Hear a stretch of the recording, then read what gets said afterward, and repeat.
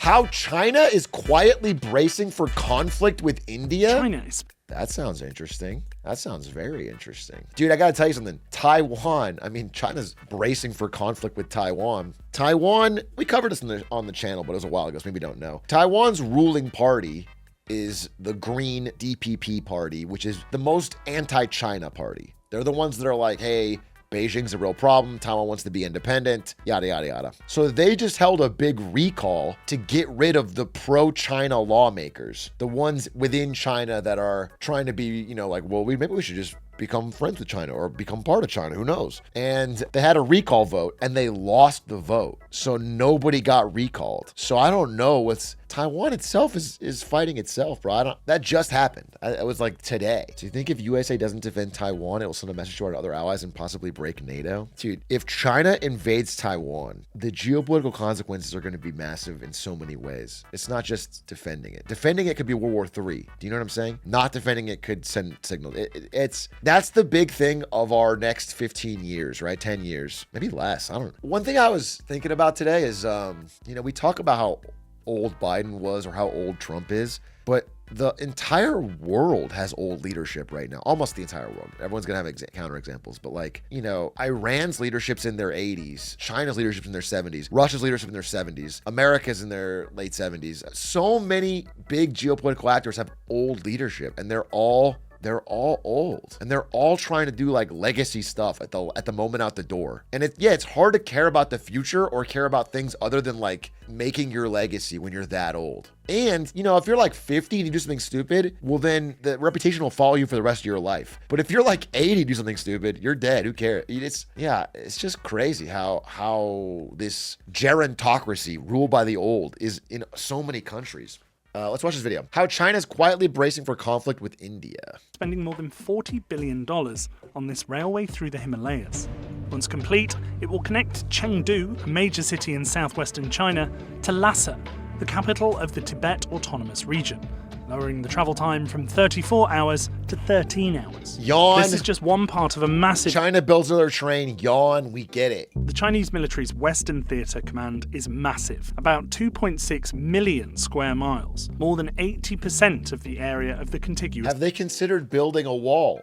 Maybe a great one. Historically, I think that's been rather successful. I don't know if that could... Because many of these roads could also be used for military purposes, what experts call dual use... This land looks very cheap. Do you guys think we should all just move to southern China / northern India and we could get a commune going? Looks like just rocks. Yeah, but we'd probably get subsidies from the Chinese government to build out there, as long as we put up Chinese flags. In 2006, China completed the first major train line in Tibet, the Qinghai-Tibet Railroad. The government spent more than $4 billion to connect the western Chinese city. Do you ever get major FOMO from this? What, from the conflict or from the trains? Hopefully you're saying the trains. Hopefully you're not getting FOMO because we don't have a giant border dispute with India. We have enough conflict of our own, all right? I don't think America is getting FOMO. I wish Mexico was a rising superpower that we had extreme tension with. Sag. God, if only, dude. If only. I mean, that would actually be cool. What if that's what gets us trains throughout the Southwest? What if we had a border dispute with Mexico, so we built trains all throughout the Southwest so that we could mobilize troops to the front, dude? That'd be awesome.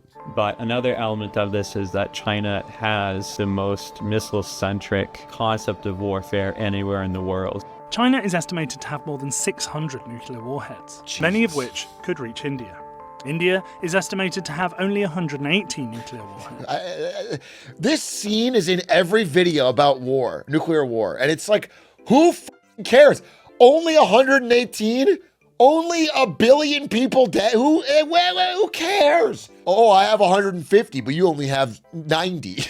It's ridiculous. This is enough nuclear warheads to end life on Earth. The way people talk about nuclear war is so funny. It's like, this could be 5 and 5, and it would be enough to, like, nothing should happen. Me hugging my single warhead. It's okay, buddy. It's okay, champ. Stupid comment. Another significant part of China's border development effort has been moving citizens closer to the Indian state of Arunachal Pradesh. If China moves all its cities right to the border, if you try to nuke them, you'll pretty much be nuking yourself. That's 9-head play. If they move, everybody in China stands right on the border. It's like nearly impossible to nuke. Yeah, that's what Canada should do. Wait, if you're Canada and you don't have nuclear weapons, right? So you can't fight a nuclear war with the United States if Trump's being crazy. So what do? All you have to do is build a giant fan like right here and right here and right here. And it aims south. So if there's any nukes in Canada, the radioactive fallout is just blowing straight down to America. The wind already does that. The wind needs a little bit of help of its own, okay? Sometimes you can't rely on nature to do the thing. Trump gets lucky, dude. I wouldn't put it past Trump to nuke Toronto and then a gigantic gust of wind, a generational gust of wind blows north for a generation. And he just tweeting, yeah, plan the whole thing. Okay? He gets lucky. You want the fan. You're going to want the fan. Toronto would have housing price. Toronto could get nuked and housing prices would go up. I promise you that. A nuclear weapon could hit Toronto and the studio apartment there they'd double the rent. Scarcer supply, yeah.